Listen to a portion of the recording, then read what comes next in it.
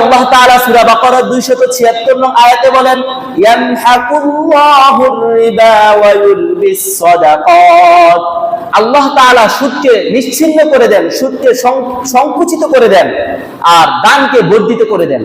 অর্থাৎ যারা সুদ খায়, সুদ দেয়, সুদের সাথে জড়িত, তাদের টাকা পয়সাকে আল্লাহ তাআলা সংকুচিত করে দেন, তাদের টাকা পয়সার মধ্যে বরকত থাকে না।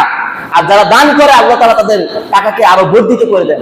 আপনি বলবেন, হুজুর আমরা তো বাহ্যিকভাবে দেখতেছি যে ব্যক্তি সুদ দেয়, একটা উদাহরণস্বরূপ সে কাউকে 1 লাখ টাকা দিল 1 বছরের জন্য, 1 বছর পর সে তাকে 1,10,000 টাকা দিবে, তাহলে স্পষ্ট এখানে তার টাকা বাড়তেছে নাকি? সে 1,10,000 টাকা পাইতেছে, এটা তো আমরা দেখতেছি। কিন্তু আল্লাহ তাআলা তো বলতেছেন সুদ যে ইয়ামহাকুল্লাহুর রিবা, আল্লাহ তাআলা সুদকে নিচ্ছিন্ন করে দেন, সুদকে সংকুচিত করে দেন।